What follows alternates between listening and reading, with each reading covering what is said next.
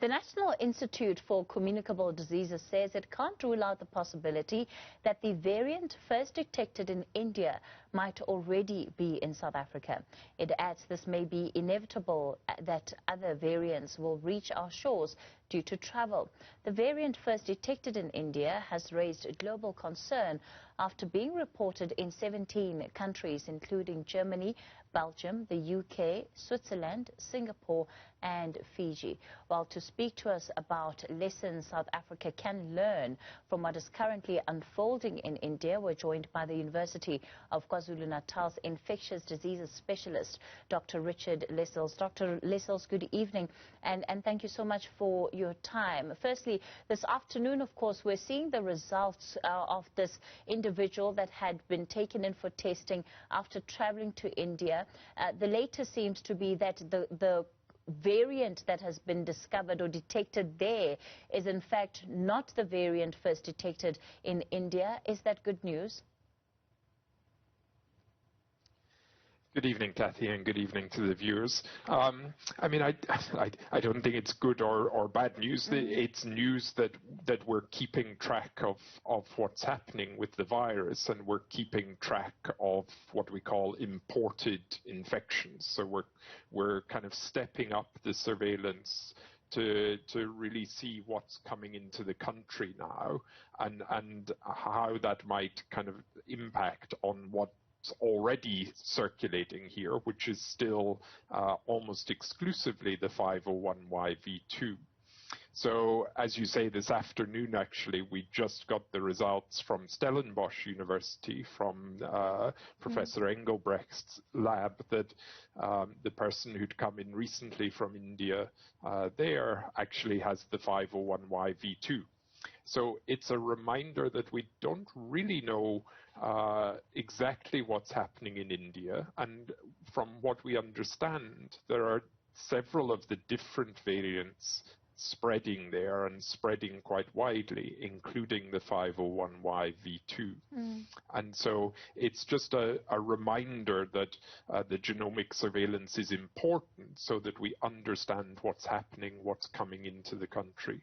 I know it can often be a difficult thing to try and allay people's fears, but for those who are in a bit of panic around what the future holds for South Africa and who have concerns about, you know, different variants that may come into the country because of travelers that have been on different journeys, what would you say to them tonight about the situation so that they are able to approach whatever news that they receive with a level of sobriety, I suppose?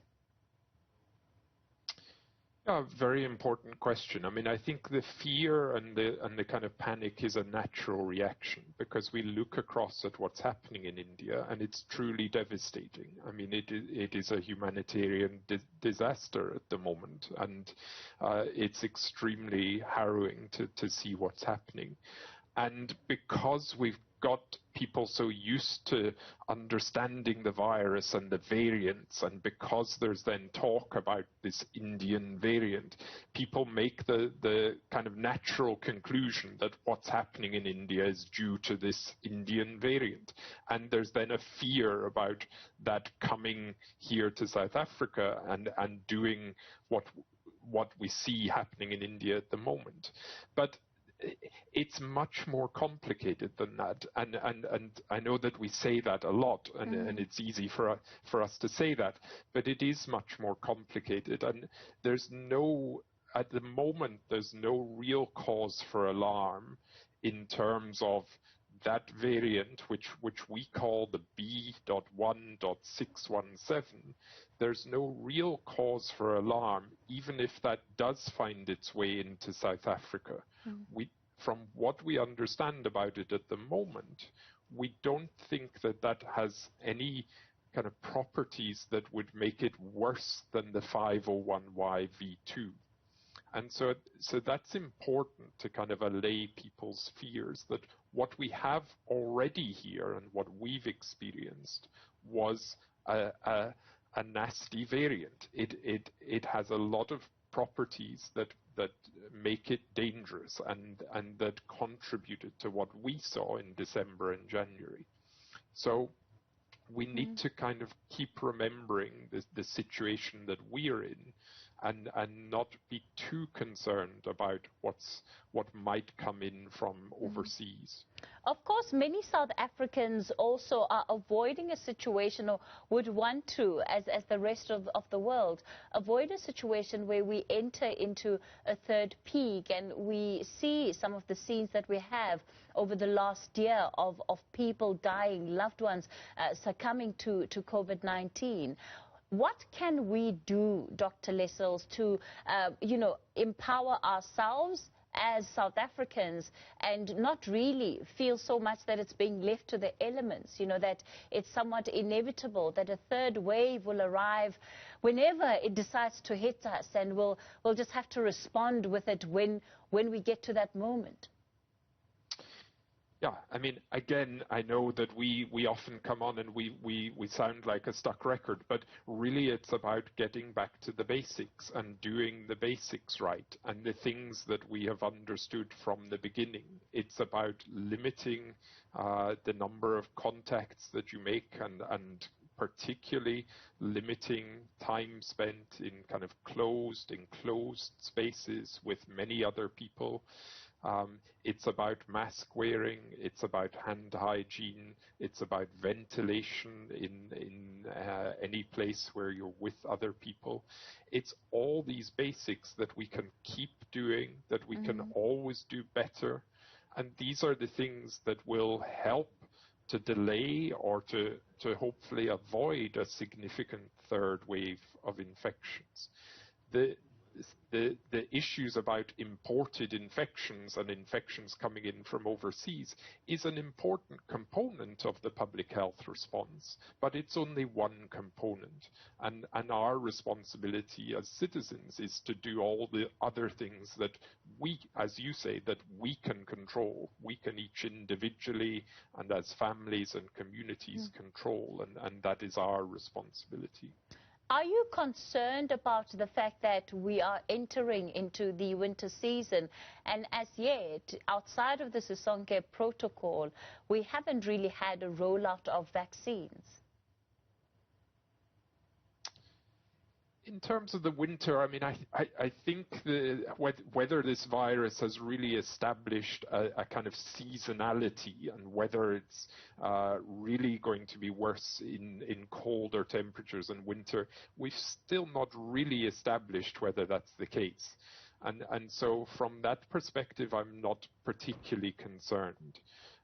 Clearly, we've all been concerned about the kind of delays in getting the vaccines and getting started. But there's lots of positive news there. The vaccines are here now, the Pfizer vaccines. We hope that the extra Johnson & Johnson vaccines will be released very soon. And we have to really, again, everybody get behind the vaccine program, because what's critical is when we get started with the rollout is to move at speed and to really vaccinate as quickly as we possibly can, so that, as you say, we get as many people vaccinated before there's any potential kind of resurgence in infections. Are there any particular issues that you are personally watching that you think have been issues of concern? I think on the genomic side, I mean, we're continuing the kind of surveillance and continuing tracking the virus. And one of the things that we're obviously looking for is whether the 501YV2 is going to evolve further, whether there are extra mutations that might add some property to the 501YV2. And what's encouraging is that we haven't seen any sign of that yet.